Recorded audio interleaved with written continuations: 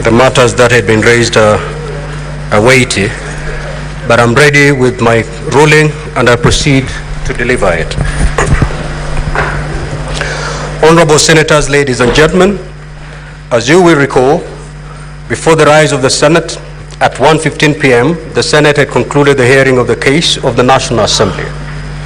This included the evidence laid by the National Assembly, including the calling of its witnesses who were examined,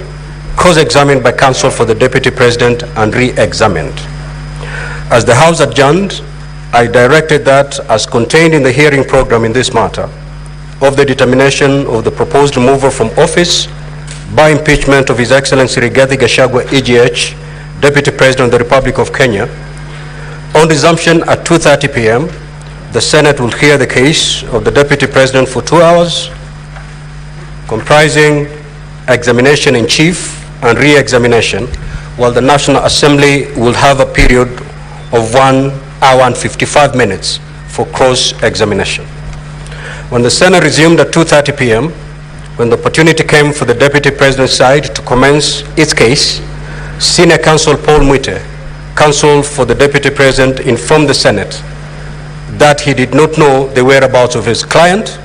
and sought to be allowed a little time to establish where he was. Thereafter, he informed the Senate that he had learned that his client had been taken ill. Asked how he proposed that the Senate proceeds, counsel for the Deputy President requested for time, possibly up to 5 p.m., to try to meet his client before advising on the way forward. Counsel for the National Assembly, when asked to comment on the circumstances, argued that, unfortunate as the situation was, this being a constitutionally time-bound process, it was imperative that, pursuant to Rule 11 of Part 1 of the second schedule to the Senate Standing Orders, the proceedings proceed. Now I'll read Rule 11. It provides thus: where the National Assembly or the Deputy President chooses not to appear before the Senate, that fact shall be put on record, and the Senate shall proceed with its investigations without further reference to the National Assembly or the Deputy President. But the Senate may, for exceptional reasons to be recorded, permit a later appearance before the Senate by the National Assembly or the Deputy President. Now, honorable Senators, it is also noteworthy that Rule 12 provides as follows: subject to these rules, the hearing of the evidence, once it commences, shall proceed and continue until the Senate conclude the hearing of the matter. Following the representation made by counsel for the parties, I suspended the proceedings of the Senate up to 5 p.m. to allow counsel for the Deputy President to report the status of his client. When the sitting of the Senate resumed at 5 p.m., Senior Counsel Paul Mwite informed the Senate that indeed he had contacted doctors at Karen Hospital who were attending to the Deputy President. He further stated that, owing to the condition of the Deputy President, he had not been able to access the Deputy President or talk to him. Senior Counsel then proceeded to cite Article 145(6), observing that although the Senate had opted to proceed by way of hearing the matter in plenary, and while Article 145(6) provides for the hearing of the matter by way of special committee, the provision obligates the Senate to accord the Deputy President an opportunity to be heard before a vote is taken on the impeachment charges. He further cited Rule 11 of Part 1 of the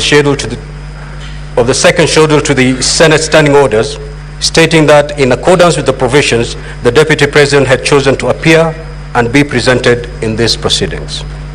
Counsel for the Deputy President further submitted that the right of the Deputy President to be given an opportunity to be heard under Article 145(6)(b)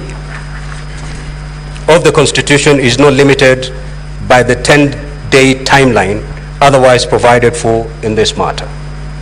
In the end, relying on these provisions, counsel for the Deputy President requested that the Senate adjourns the matter to Tuesday, the 22nd of October 2024, to enable his client time to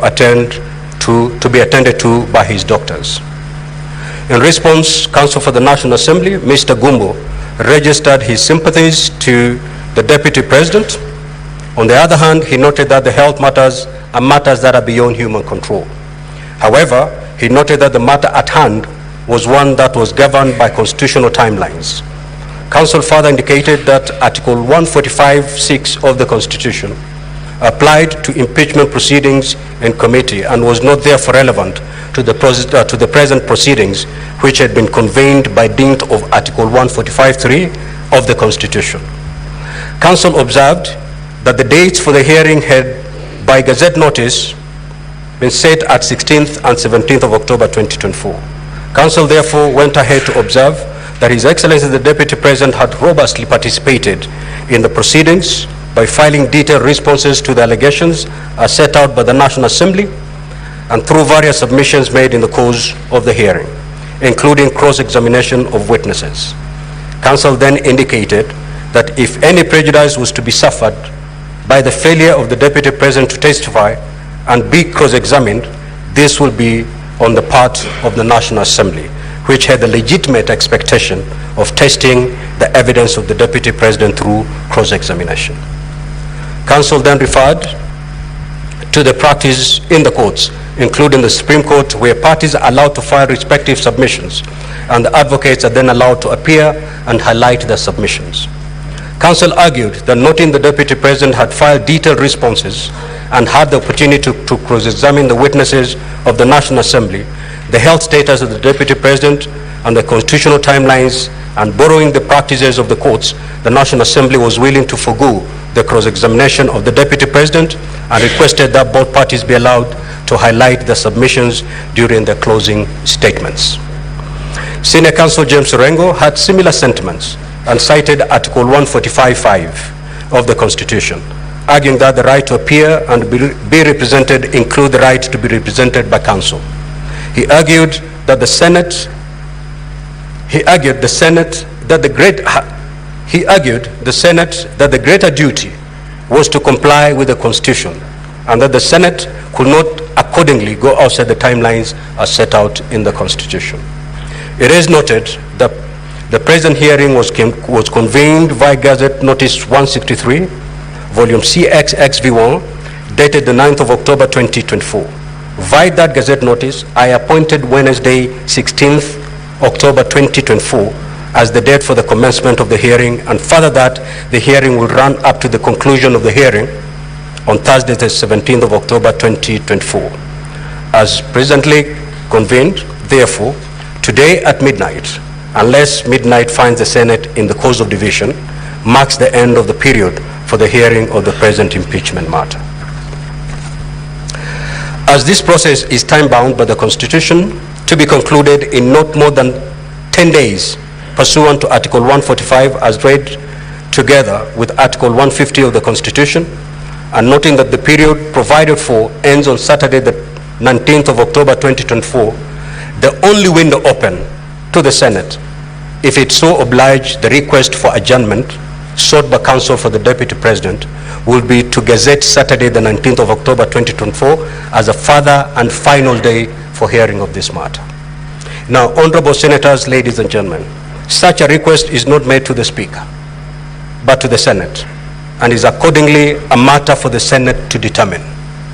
To facilitate this decision, I direct the Clerk of the Senate to circulate a supplementary order paper incorporating a notice of motion and a motion for adjournment sought. This being a procedural matter, the motion, if carried, will result in the Speaker gazetting Saturday, the 19th of October 2024 as a sitting day to conclude the hearing and determination of this matter, this being the last day allowed by the Constitution of Kenya for these proceedings to conclude. Needless to say, if the motion is not carried, the decision of the Senate will be that this hearing continues to conclusion in the manner provided for under Rule 12. In such event, the hearing will continue as set out in the program, with the parties moving to make their closing statements. Now, Honorable Senators, ladies and gentlemen, in conclusion, let me take this opportunity on my own behalf and on behalf of the Senate to convey our sincere sympathies and best wishes for quick recovery to His Excellency Rigathi Gachagua, AGH, the Deputy President of the Republic of Kenya.